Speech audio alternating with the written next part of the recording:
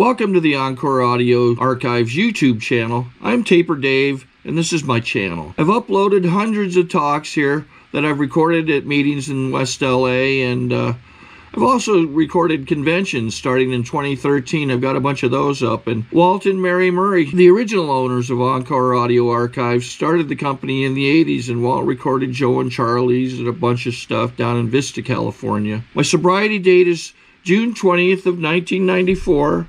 I hope you find something you like, so please like and subscribe to my channel and comment down below. If you want to hear something that I don't have or that you don't see, I'll see that I get it. Anyways, take care and have a great day if you want to. My name's Judy and I am an alcoholic.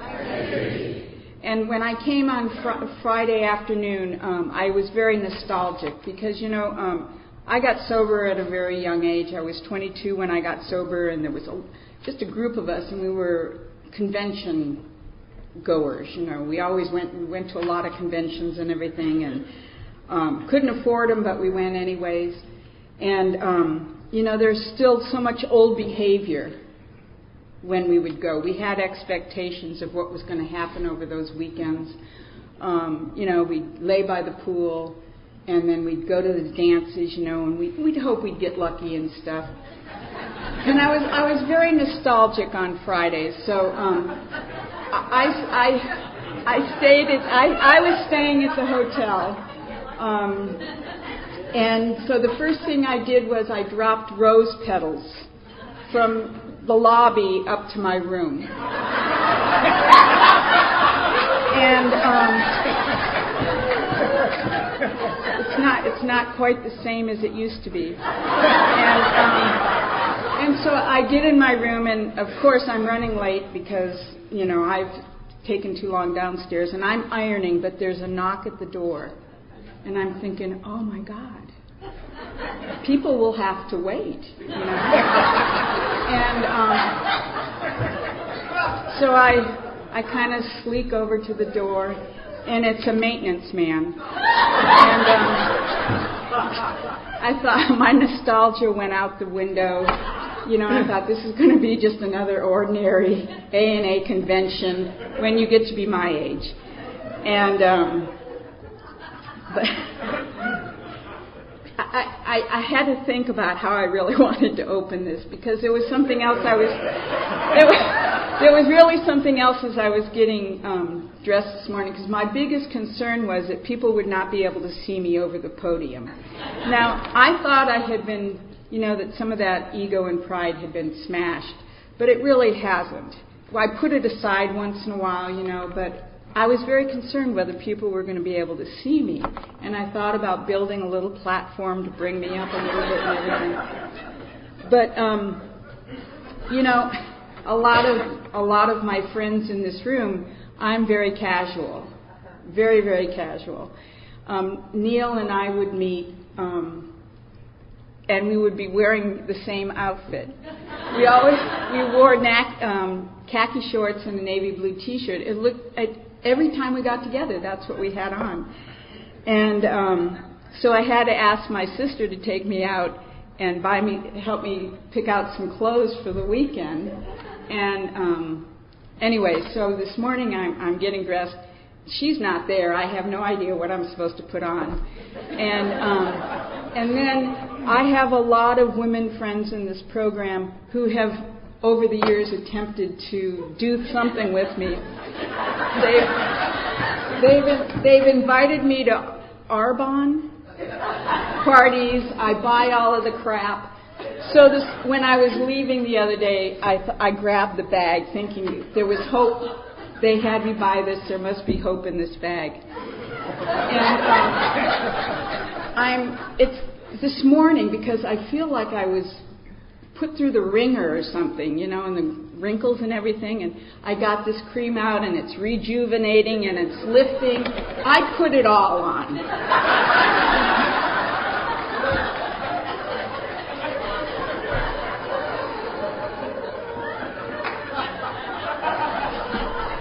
I had high hopes.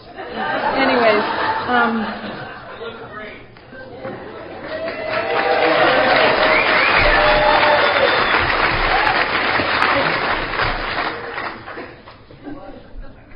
Yeah. Anyways, my sobriety date is February 23rd, 1975. And for that I am eternally grateful. Eternally grateful. I am grateful for every person sitting in this room, for every person who has held me by the hand, taken me to meetings, told me to read that frickin' book, because of the fact that it has brought me to the place that I am today. And my heart could not be more filled. It just could not be more filled. The other thing I want to comment on is, I have worked this year with a man who I knew many years ago, and, our paths never crossed or anything. And we were thrown together in this year. And I'm a perfectionist. My head works in one direction. And I love Neil dearly, but he's ADHD.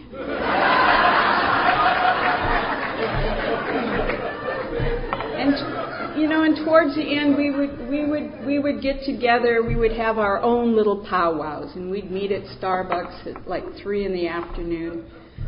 And at 7, I'm still waiting for us to get to the point, because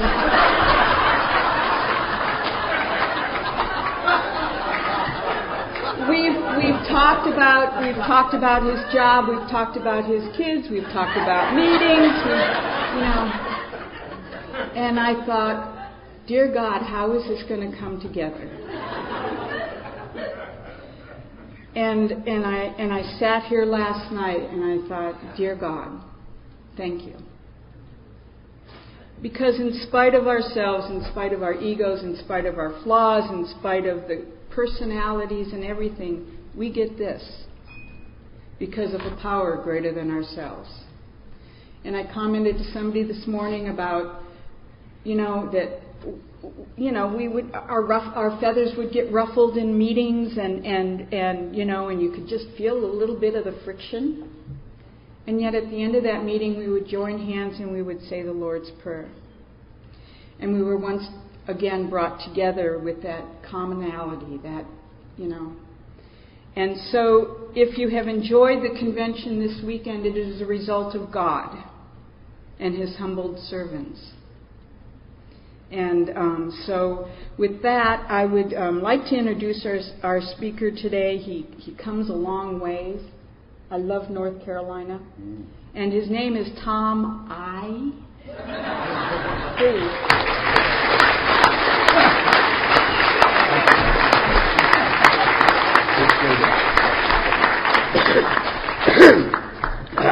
She's already told you, Tom I. That breaks my anonymity. My last name's Ivester. And with a name like that, I don't have to worry about any anonymity. Nobody could ever remember it, including me. I think I'm supposed to lead in the Lord's Prayer and boogie. It's great to see you. Good to be with you. I've had a great weekend. And with a lot of old friends. You're going to be one heck of a president. I tell you what. You're going to be something else. Never a dull moment. Like the one-eyed javelin thrower. What's she going to do next?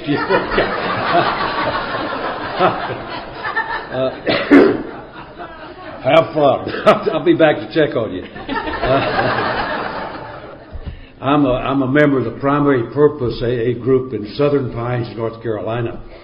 And it's my home group. I belong there. I work there, and that's my home base. And I'm a guy that's pretty richly blessed. I didn't wander in. I wound up in my first meeting of Alcoholics Anonymous Groundhog Day, 2nd of February, 1957. And my God, I thought I'd died or something. First meeting I went to, there was a big crowd in there. They had 300 members in the group that I was in. And I just really felt totally out of place. I listened to them telling the stuff they were talking about, and I knew right away. I mean, these folks weren't totally honest. One guy said he'd been drunk daily and nightly for 40 years. Now that's impossible. You can't do that, you know. So I went in with a lack of credibility of investment in that bunch. One guy said he married the same woman 7 times. I said, come on, my God, man, no woman's that dumb. Well, I don't know, some married me. But anyway, I felt as out of place as I've ever been in my life. Now, in 1957, young members, I was 24 years old. I was a little bit older than Judy. But I didn't a bit more believe I was an alcoholic than anything. Everybody in the group was significantly older than me. In fact, every meeting I attended for many years I was the youngest member there. And I got so tired of people patting me on the head and telling me how lucky I was to be in Alcoholics Anonymous. I know when I first got in, there was a guy. Y'all like this jacket? Well, I'm taking it off. I'm gonna take it off. Man, I played some rough golf to get that thing.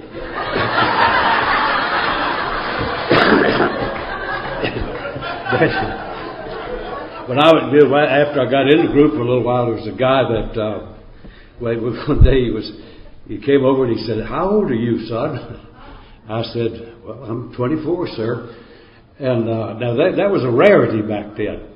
And he said, "Oh my God, isn't that wonderful?" I said, "Well, so far, we're making it." And he said, "Do you realize that at your age, you could have as much as 50 years of recovery?"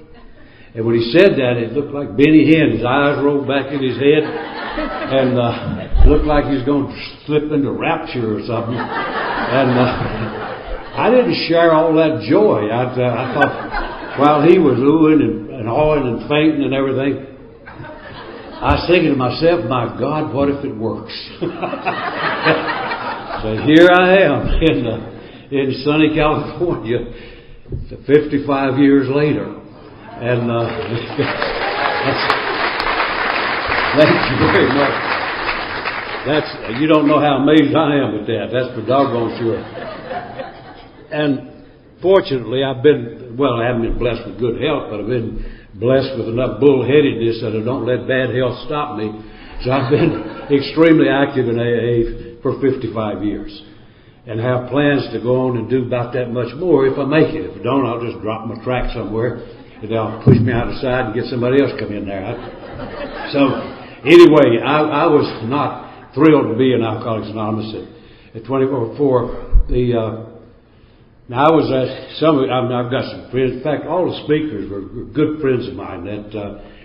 All except Matthew. I just met him, and as soon as I met him, I said, "Soul brother, soul brother." He said, "We have a little commonality." Yeah, my first meeting was in a maximum custody penitentiary, and I wasn't there because I got lost somewhere on the way. I might have got lost, but it wasn't in terms of direction.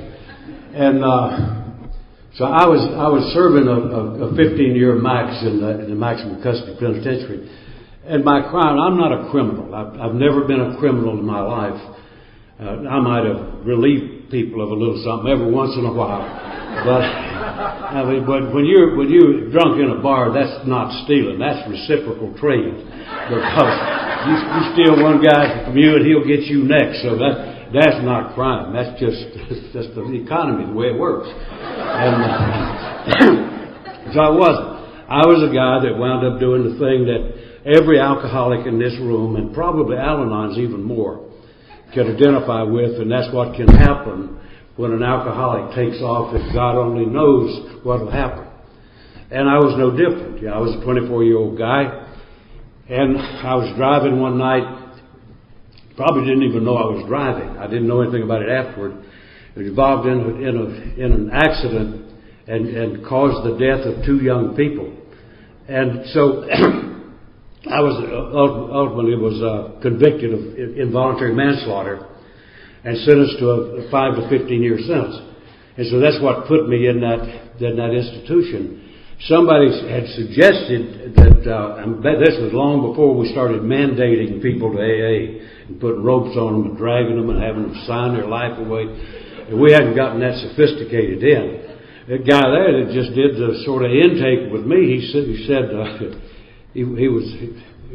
wasn't much of a confrontation, but he was looking at my record. That was his job. He was a master's of social work and extremely well-fed Caucasian. He was a big boy, and that dude would have dressed out at 400 in a minute.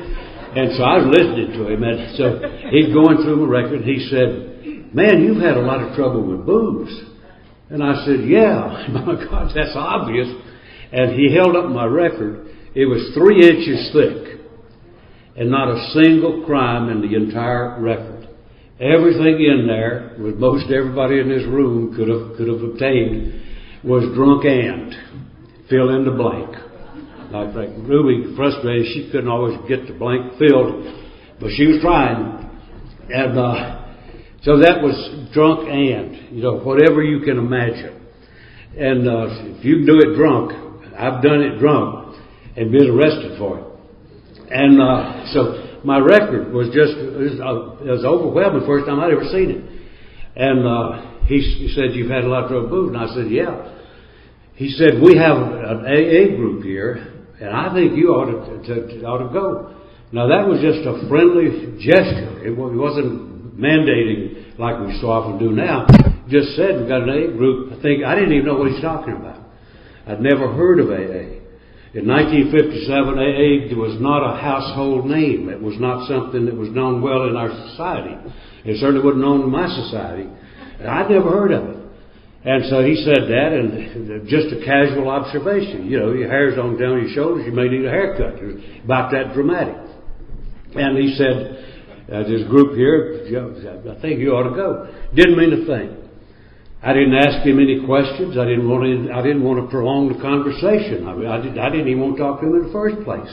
And so he's talking about stuff like that, and I'm saying, "Yeah, okay, good, thanks, sir." And that was the end of it.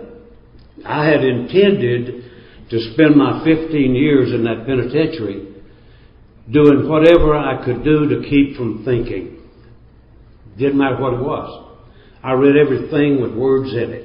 Cracks in the wall, how many cockroaches, where the crack was, on and on and on. Anything to keep. That's how I intended to put in that 15 years.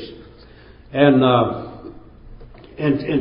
so I was in a heavy maximum custody institution, and I was in a cell, and they handed mail. They didn't hand it out; they just threw it on your bed. And I went in there one day, and there's a little note laying on the bed, and I didn't know who'd be right to it, but it was the heavyweight, and he said, "You can go to your first meeting February 2nd of 57. Well, I didn't even know what he's talking about. I had no earthly idea. I think somebody told me it was Alcoholics Anonymous. I'd never heard of it. And I didn't explore it much further either. But the way that system worked, this was back, we'd invented electricity back then, but not too long ago. Today, prisons are electronic. You just push a button and the roof will fly. Well, no, the roof won't fly. But something will move, if you push a button. Back then it didn't. If you wanted to leave your cell, they would throw it's like a railroad, the old railroad days. They'd throw a switch, then you open your door, step out and close it. Didn't know where to go. So there was no risk in it. And so, I'll never know why, but somehow I think I'd picked up an inkling about that AA, Alcoholics Anonymous. Didn't really strike some sort of a hunger valve in me. But they announced that. The guy banged on the rail and he said, "Hey!" Well, I didn't know what that meant. But I saw a lot of guys get out, and so I just stepped out of my cell and went over there where they went. And where I went was walking into that scene that I described in the beginning. It was to a room full of people, 300 folks in there. And they had an officer on the door, just like we had here. Unarmed officers here. I checked them before I came in. They had an officer on the door, and I walked up to him, and my name was written on my shirt. He said, "Iverson." I said, "Yes, sir." he said, sit down. What I didn't know, that was a huge institution. I won't get you out of it here for too long. But that was a huge institution. The day I walked in, there were 38,300 and something people locked up in there. And they were folks from where I was from, Flint, Michigan, and Detroit, Michigan, and a lot of other little sunny vacation lands like Burbank. And if it's filled with people from those towns, it ain't Disneyland, I promise you that. And so I went in there, and this guy, what I learned was that in order to get in the group, there had to be a chair open. You know, with that many people, everything's crowded. And so there had to be a chair. So he said, go and have a seat. There was one seat. That was mine. He had it marked for me. And sat down, listened to my first meeting. And the first meeting was there was no real identification with it. There was an open speaker. In that institution, we had two types of meetings. On every 1 week, we would have a speaker. And unlike we do today, like I sponsor a prison today, unlike we do today, if we wanted a speaker, we had to find him. We had to find him. We had to search it out. And I guarantee you, I learned how to play detective real quick when I got elected secretary. But that's what you had to do. Write a letter, say, would you come speak? I'll give you one little example of what you run into sometimes. Thank God, not very often. I had the job one day and I wrote a letter. There was a fellow, if I mentioned your name, you'd know it, but I won't. I'll tell you my name, I won't tell you his. So but he was an author. He'd written some books, and I'd read some of it. And he was a man of the cloth, and I thought, that might be a good guy. So I wrote him a letter and said, would you speak at our meeting? We were about a 2-hour drive away. And he answered very quickly and said, really appreciate that invitation. And I might be able to come, but my fee will be $200. And I mean, I didn't know anything about principles and self-support or anything else at that point, but I know what a rude dude is when I see one. And so I wrote him a nice letter and said, well, I appreciate your response, but since we happen to be in a maximum custody penitentiary and a little bit funless, we'll get somebody else. But anyway, that's what it was.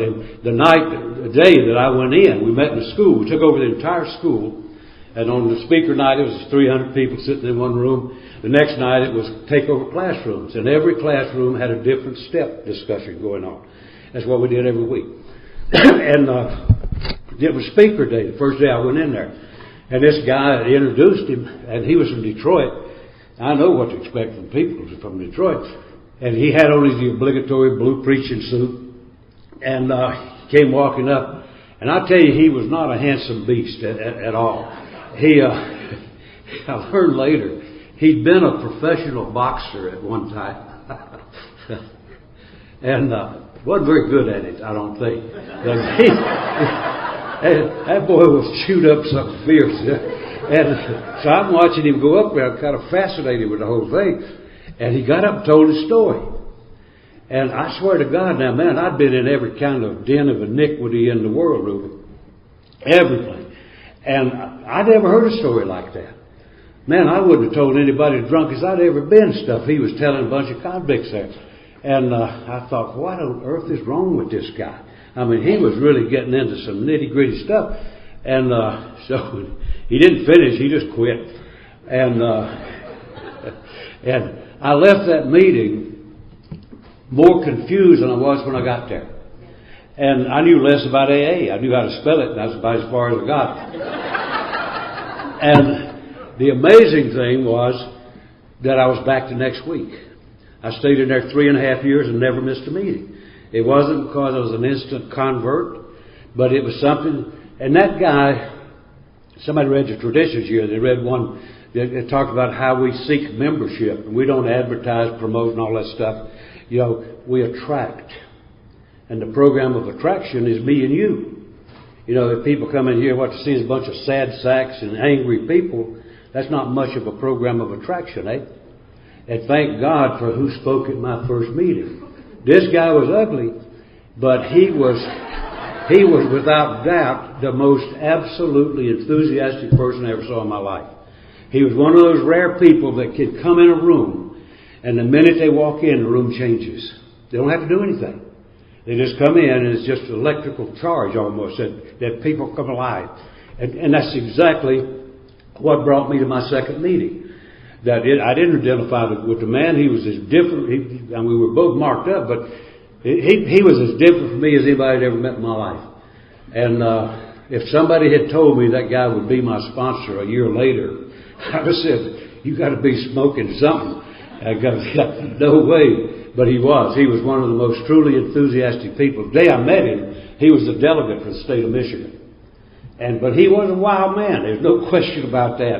And an absolutely tremendously dedicated guy. And so he became my sponsor and thought the world of it. Now, fortunately, I was in an excellent group of Alcoholics Anonymous. An excellent group. You know, I've had several conversations with people here over the weekend, which I think what happened between the meetings is more important than what happens at the meetings.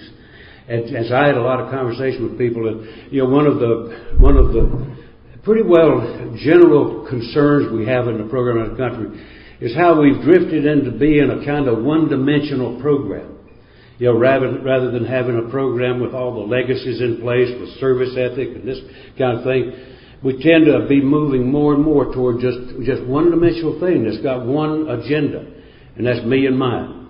You know, it's kind of just little gather rooms, chat rooms, boogie and go home. Well, that's nice if that's all you want. But if you want to be a living link in this program of Alcoholics Anonymous, it takes a whole lot more than that. And so fortunately, the group I was in was an excellent group of AA. Meaning we had all the legacies in place there. And I thank God for that, because it was truly a life-changing experience for me. And so I got in that. I mean, I truly didn't believe I was alcoholic. And over time, I don't think I really and truly, deep down, admitted I was alcoholic till I did the inventory. And that's where it really came home. And before, I knew I was a bad dude. I knew I screwed up everything I got close to. And I knew I'd been in jail more times than I could count. But that didn't spell alcoholism. That just was, I don't know how to pick with friends or something. But anyway, I'll be ever grateful for that group. And that it was a group. Because there's something about a group. If you get into a casual drop-in type of meeting, nobody's the greeter. Yeah, I mean, you just sort of wander around and you may run into somebody, you may not. You may leave unspoken to. But thank God that doesn't happen in real Three Legacy groups. And so what happened was just what happens in a real group. They're conscious of when these guys come. And I didn't know it, but they were eyeing me as a potential member, I think. And so I was there all the time. And so I remember the first time nobody asked me to do service. He just said, "Hey, Tom, how about helping us with the chairs?" And the first job I ever had, it wasn't a job, I mean, just helped. And I tell you what, I've been lifting chairs for 55 years, and I'm good at it. I guarantee you, brother. I could set up this room absolutely perfectly, just like these folk did. And man, I could set up an AA room in a heartbeat. I'm well trained. If I can't, man, I ought to quit doing it. And but you know, the beauty of that is what gives you a sense of belonging. It's not verbiage, it's participation. It's being a part of the team. And that's what started to happen. As I started fixing the chairs, I started to get connected to the group. Started to feel like I was part of something. And one of the things we did in that group, he told me he's going to put the hook on me here pretty quick, so I got to talk fast. It won't sound like I'm talking fast, but as fast as I can go. And one of the real critical things that happened with me, the group, the guys had, I became part of it a little later on, but one of the guys had a thing. It was not like a newcomer program, but just a few of the older members, 4 or 5 older members, would take the new guys, you know, a few of them, and just basically explain what AA is. You know, just what does AA stand for? What's the sponsor? What's the group? You know, that just so you can understand the language. When you hear somebody speak, you have some idea what they're talking about. And that's all it was to it. It wasn't like taking them through the book or anything like that. But thank God for that. There was a young fella got up one day, and he was about my age, and he talked about steps. I always point to steps. He normally hanging behind me, but they had the tapes, and the young fella said, "You know, there are 200 words in those steps." I've always wondered about the credibility of that, but I don't want to count. I never counted them because I don't want to challenge his integrity. He's probably dead by now, but anyway, he said that if you take those steps as thoroughly and honestly as you know how, when you get through, you'll be a different cat. And it doesn't even matter what your motives are. And I thought, good Lord, come on, man. I didn't just fall out of the wagon today. You don't throw a curve and expect to get something back on you. I mean, that's just silly. But the guy was 100% right. Because what I did, I had one buddy, my sponsor, I could only see him about once a month. So he wasn't a big factor in the hands-on work. But I had one guy in the group that I was real friends with. He was a good, solid guy. And we would walk the yard and talk about the steps, and just sort of nudged each other as we went through it. And when I got through with those steps, in a maximum custody penitentiary, locked up like a gorilla in a zoo, with nothing humanizing in the entire environment, I became a free man. Those steps are powerful, truly powerful. And I became a free man. Not physically, of course, but I was a free man in the ways that count. I was a free spirit. And I became a good citizen. It was a lousy community, but I was a good citizen. And never got in any trouble there. I got a couple of confrontations, but that's just part of life, you know. And when I got through with that, I was a good citizen. And I was a pretty good guy. I did a lot of work with people. I learned what the service ethic's about. I learned how to be a self-supporting guy.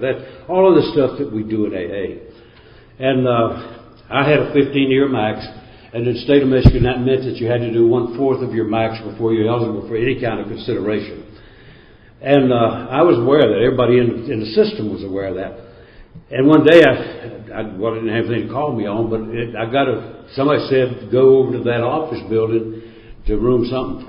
And went over there and had no earthly idea. It was in the head shed. Normally, if you're going to the head shed, it's not for a birthday party.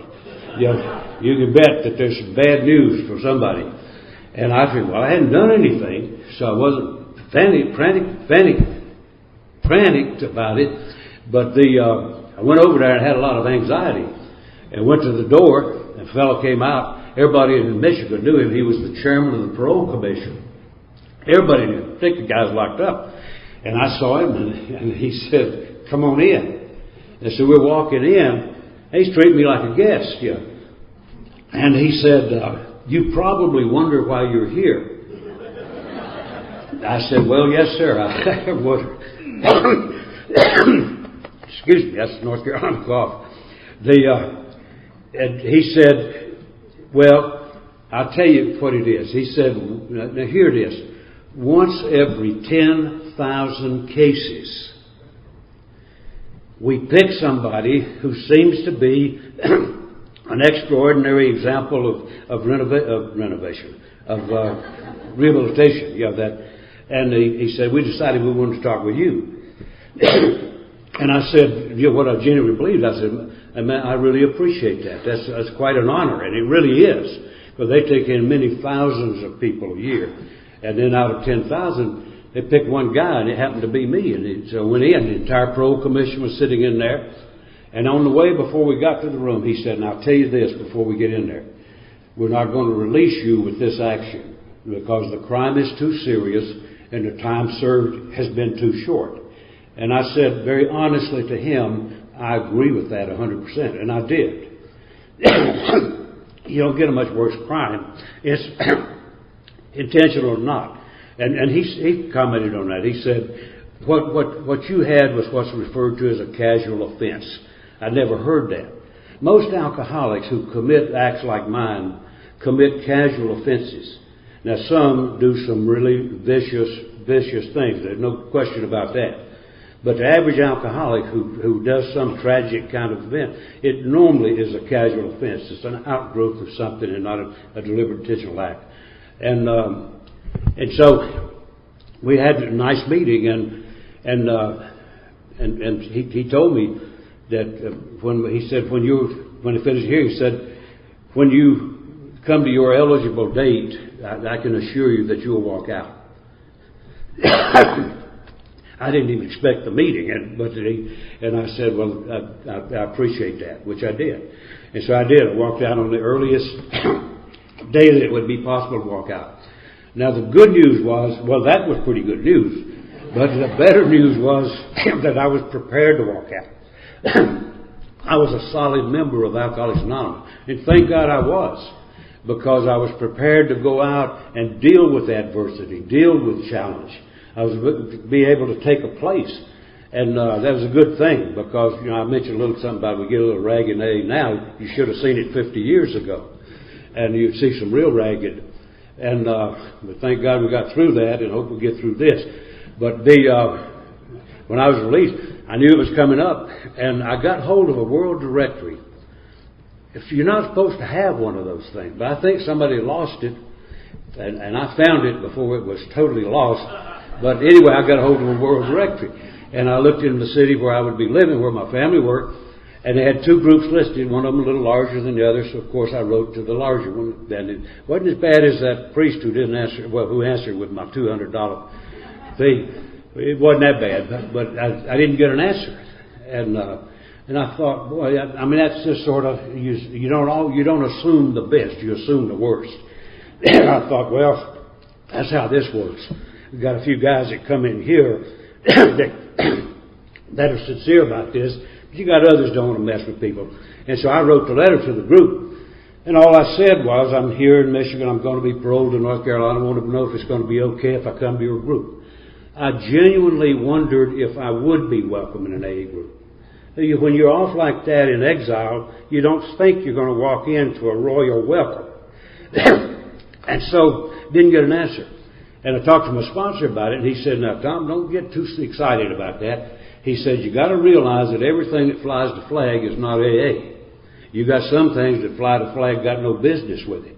He said, you got some that'll quit, that fold up, but they don't take down the flag.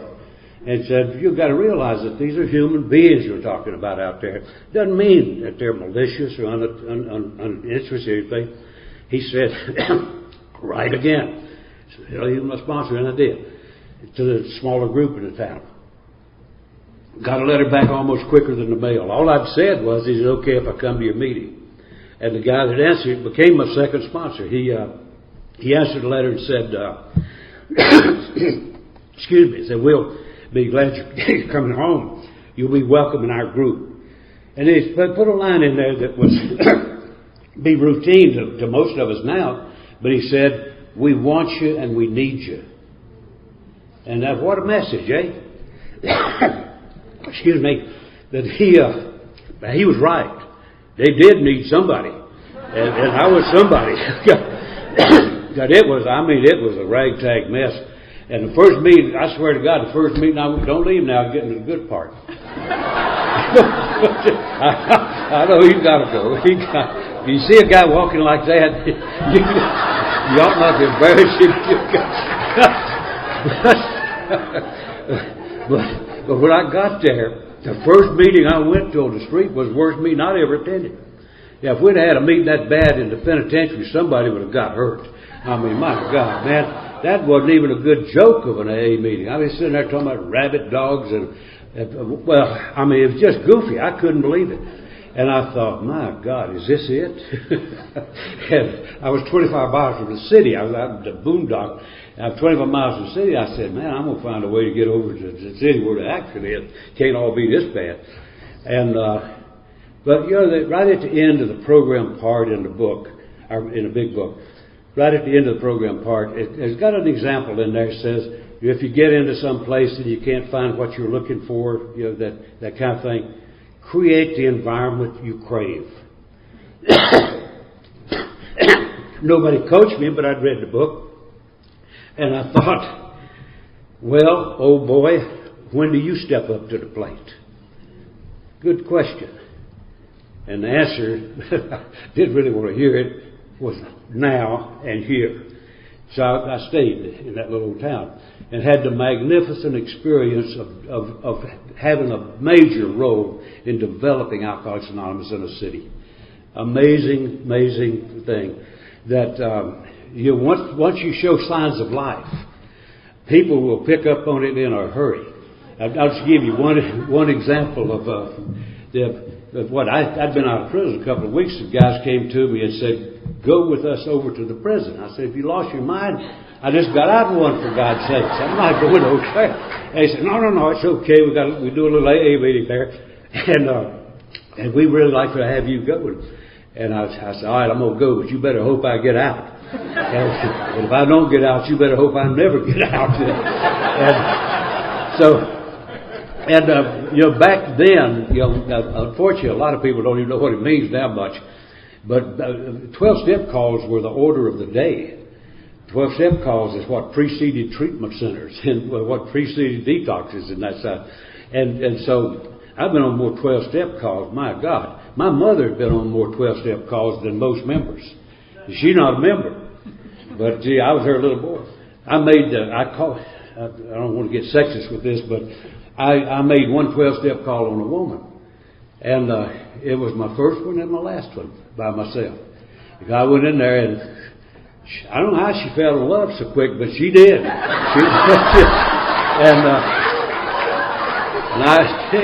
I tell you that we both got out pure. I'll put it that way. But that was my last one. My mother literally has been on more 12-step calls than probably 90% of members in AA.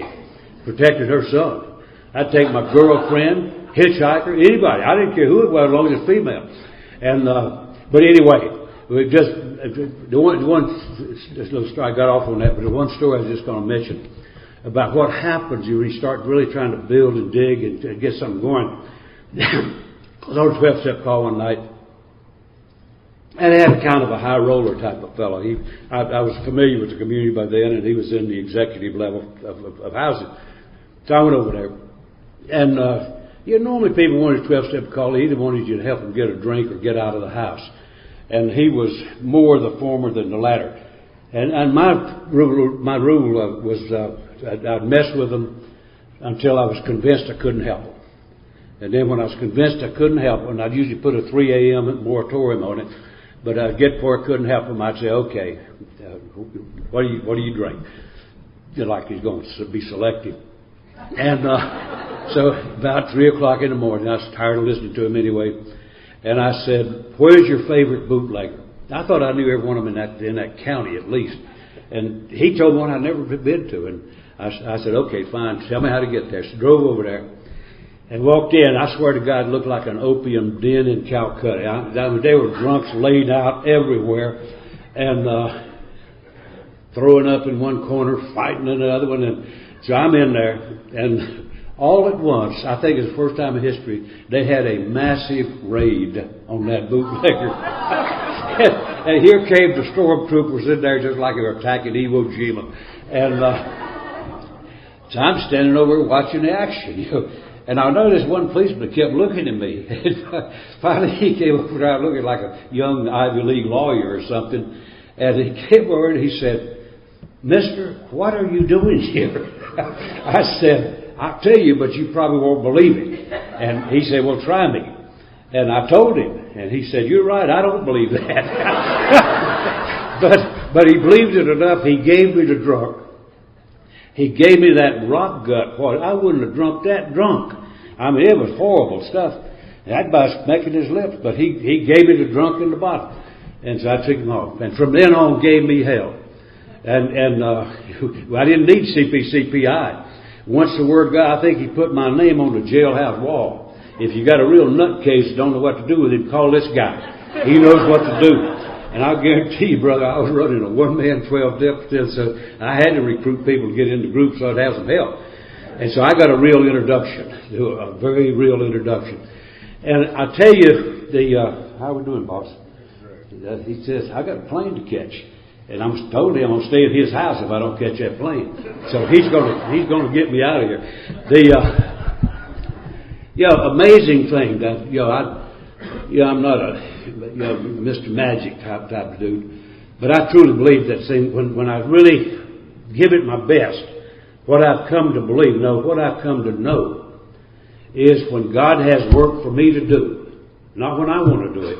When God has work for me to do, the walls come down. I don't care what they are. They come down. I hadn't been out of the institution very long. That's the first time I've ever seen him do service work.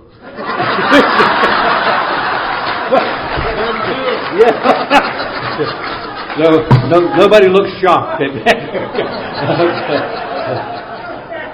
I appreciate that. God, you made me lose my place. Right.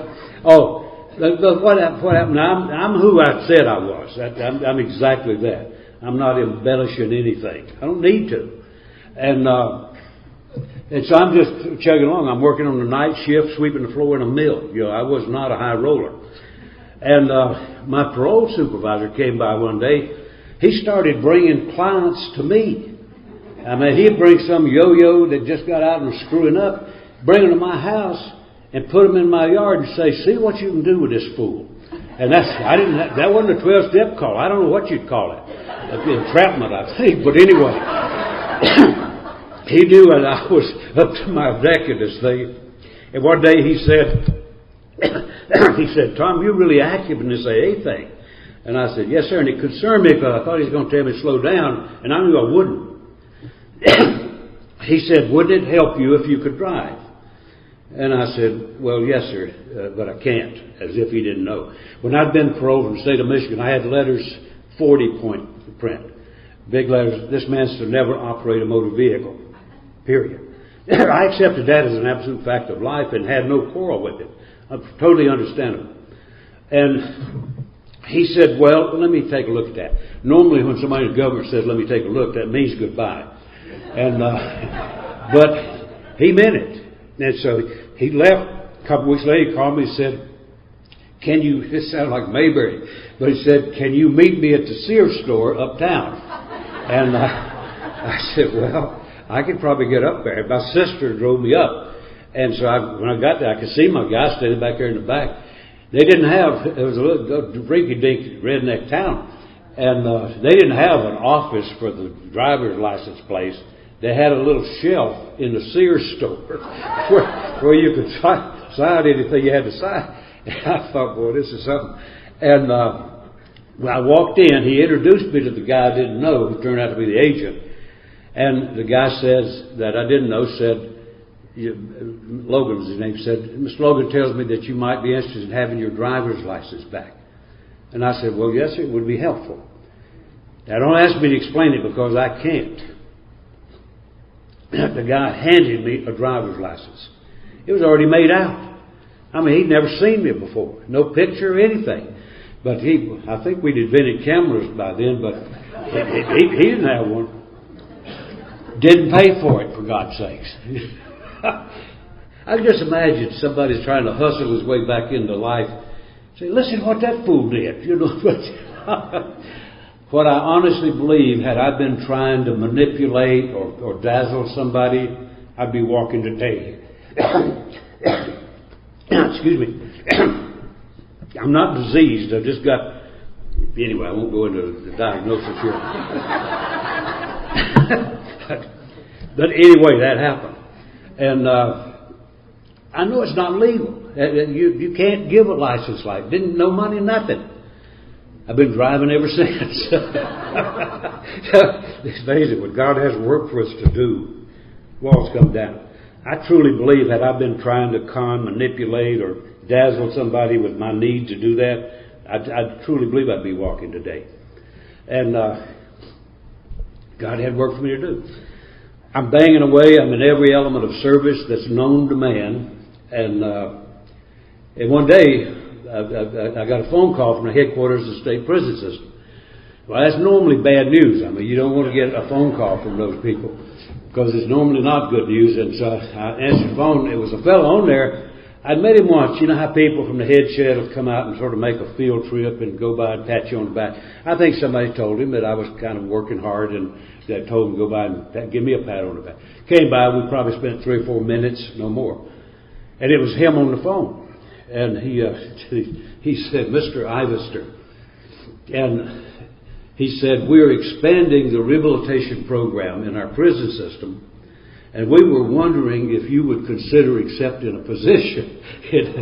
Now, I'm on parole from a maximum custody institution. There had never in the history of this planet been an ex-con hired in a prison system, and I knew they weren't going to start with me. I was well aware of that. And so when he said that to me, I said, my God, man, I'd rather do that than anything I could imagine. To myself, you know what I said. Ain't no way. But when God has work for us to do, the walls do come down. Even those. And I was employed in 1961. It's unbelievable. Now, I hate to tell it in an enlightened place like Burbank, California, but North Carolina is not the seat of learning and higher. Well, my state, redneck as can be, we had a senator that couldn't have said yes on a bet. I mean, he was against everything that ever hit the floor. And my redneck state negotiated with the state of Michigan to release me from parole so they could employ me as a professional in the system. And I'm sitting there watching like a tennis match, you know, this thing going. You think I'd have bet on that? Good God, what a bet. And well, I was employed. In 61, I think it was sometime way back. It's after the First World War. I remember that.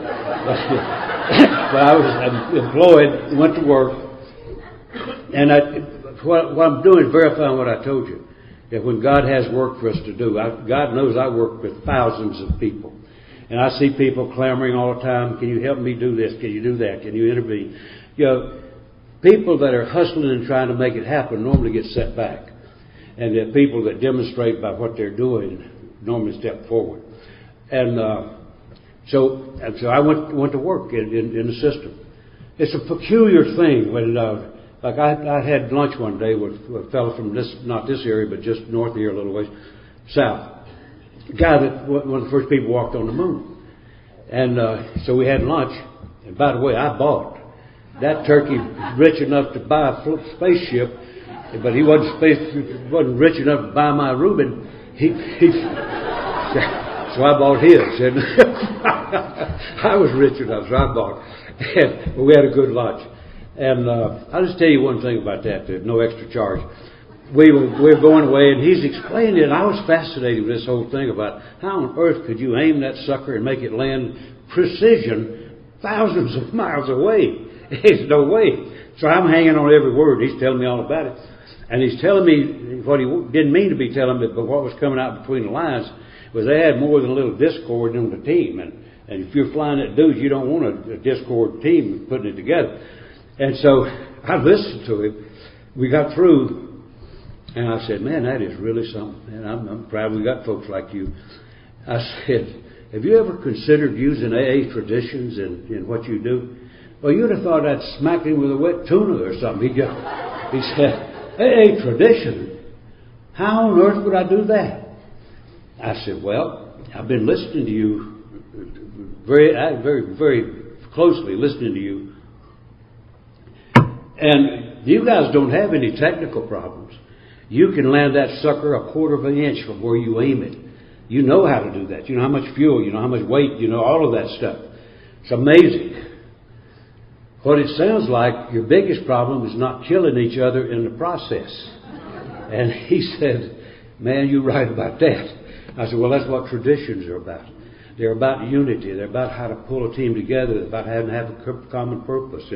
And he said, God, I never thought about that. I said, me either. But one day I just sort of found myself in a spot, and sure enough, there it was. And he said, I haven't seen him since, but he said, I'm going to try that. I said, good luck, good luck. And that's amazing. It's just absolutely amazing. And so, anyway, that was what pulled me through. I'm the only guy on earth with the experience that I was having. There's nobody to talk with that can talk from a base of experience. And but the traditions were enormously helpful to me. I went, you believe this or not, it doesn't matter. I'm going to fly away here just pretty quick. But you believe it or not, from the day I took my first job out of prison, the first one I had was a lousy job, but as I moved through, I never applied for one single job. Not one. I didn't even fill out an application. I was recruited for every job that I ever had. And promotions and so on. It's just amazing how stuff can happen. And the other thing that amazed me about my redneck state, in 39-year career, I never had one single person even ask me about my history. Not one. It just seemed human nature would say, God, tell me about it or something, But nobody ever said a word. They treated me like a professional. And guess what? I acted like one. And had a magnificent career. I started out in an entry-level position and program kind of stuff, and then every once in a while somebody tapped me on the shoulder and say, hey, Tom, would you be willing to try this? And every time I tried something, it would ratchet up and ratchet up. And one day the boss called me, the head boss called me. I usually worked kind of late. He said, when you start out this evening, stop by the office. I got something. And that normally meant he wanted me to pitch hit at college class or something. And I said, yeah, I'll stop by. Went by, and we howdied. He said, Tom, I would like for you to take over an institution as warden. And I said, I mean, God knows of all of the unbelievable things that happen. Here, I can't even legally pick up a gun. He wants me to be in charge of all of them. And when I got up off the floor, I said, come on, boss, I don't want to be the head screw. And he back to the old regime. And he said, I don't want you to be the head screw. I said, well, tell me what you want. And it was an amazing thing. He was an old law professor and a bright man, brilliant man. I always thought he was a cold-blooded sucker. And I took him to a couple of AA meetings, and on the way back he'd say, why did they tell those stories? I said, God almighty, won't you ever catch on to this thing? But he was too smart to catch on. And so he's telling me that, and when I got up I said, tell me what you want. And he told me a vision he had of what he thought a prison should be. Ironically, I had the same vision. I don't know if he knew that. He sure learned it though. And so it was done. And so I took over first prison with zero instruction. I mean, none. I hadn't even read a manual. I didn't know how to spell warden. And I could have faked it. But he went down, and we got the card, and I was getting ready to get in the car. He said, no, you stay. And he just left me at the prison. I mean, I'm there. And but anyway, smartest move I ever made in dealing with personnel. I didn't know what people knew about me, but I knew they knew I was a rookie at being the boss. And I had a staff meeting one day, and I said, I've been watching you people kind of talk to me and try to figure out just how dumb I am. I said, let me make that easy for you. I'm about as dumb as they get. And I hope to God you people know how to run this place. Because if you don't, we're in trouble. Everybody just said, don't worry, boss, we got you, man, we got you.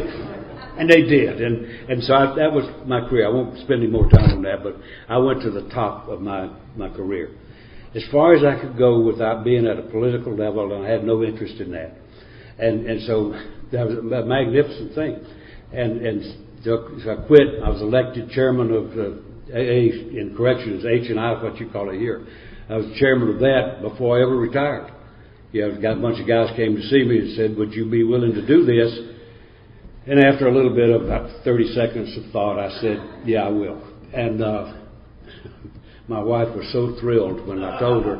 I said, I'm retiring, but I am going to be chair. She said, I knew it. I knew it. And so, anyway, that was it. And there was nothing new. I was well aware of the situation and had a great time doing it. I finally retired. I'm unemployed now, and it's not a bad job. I kind of getting used to it. And spent my life in service. I've had unbelievable experiences. My wife and I were in Hawaii a while back, and we were just standing there in the surf, and it dawned on me. I said, do you know that I'm out of states? And she said, what do you mean? We're in Hawaii? I said, no, I don't mean that. I said, we're out of states.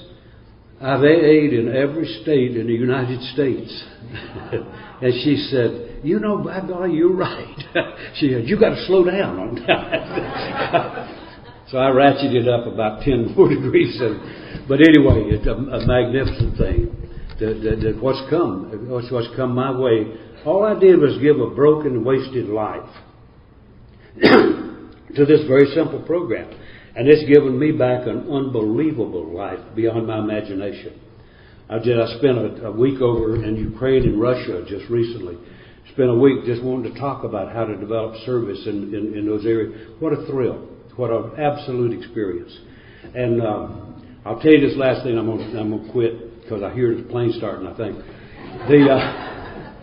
I was over there they had translated everything, of course, and they didn't know how to speak redneck, but they caught on for better than I did. And the guy told me, said, recording is the most important thing we do. And I said, why is that? And then he told me that what they do is finest. I don't know what the theme or the real output of this conference is. I caught on that a good bit. But he said, what we're about here today and why the recording is so important, what we'll do is take the tapes and convert them to CDs and then make them available to anybody in Ukraine or Russia free of charge. Without question, finest theme I've ever seen in a conference. And what a great experience, eh? What a great experience.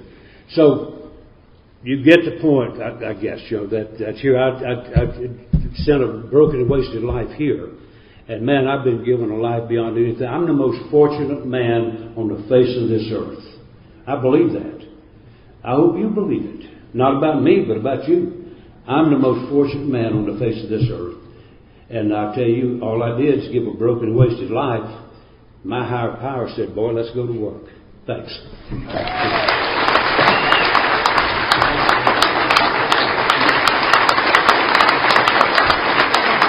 Thanks a lot. Thank you, man. That's amazing. Sorry to interrupt your viewing. Taper Dave here. Just wanted to take a second to ask you to like and subscribe to my channel. Let me know if you like what you're listening. I've got some very good talks here, and this one's a great one. Just curious, do you think this is better than Zoom? Tell me what you think. Okay, this is how I prepare my drone for launching. I like to do it inside the cab of my truck so I'm not standing outside in the weather. To install the joysticks for control, up and down, right and left, powered on. I have an Android phone that I use to connect it to the drone with. And it's actually controlled through the iPhone, through an app. Oops, wrong way. It's actually controlled through the iPhone, or through this Android phone, through the app. It's actually controlled through the Android phone, through an app, and you connect it through this short connection right here.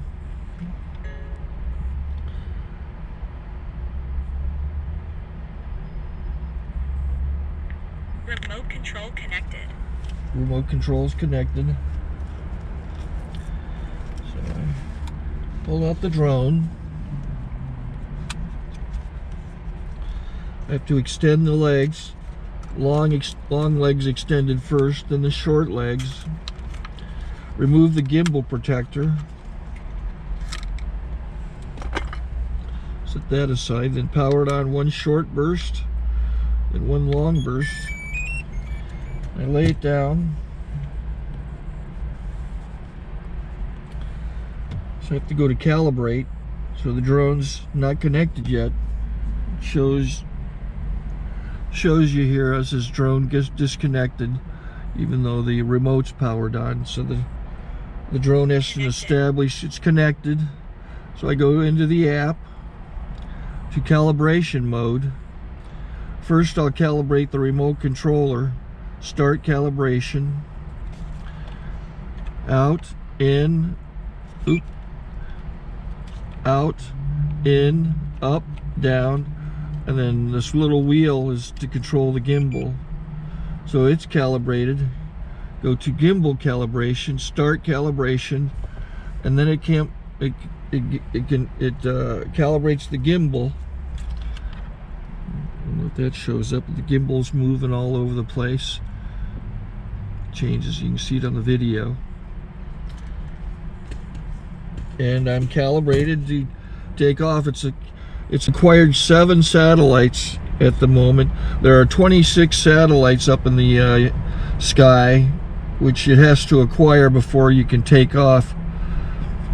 So it's connected. It's got enough satellites. This is white. I can go to press this little arrow button, swipe right to take off, and it would start the motors if I slid this to the right. But I'll wait till I get outside. Don't want to do it inside.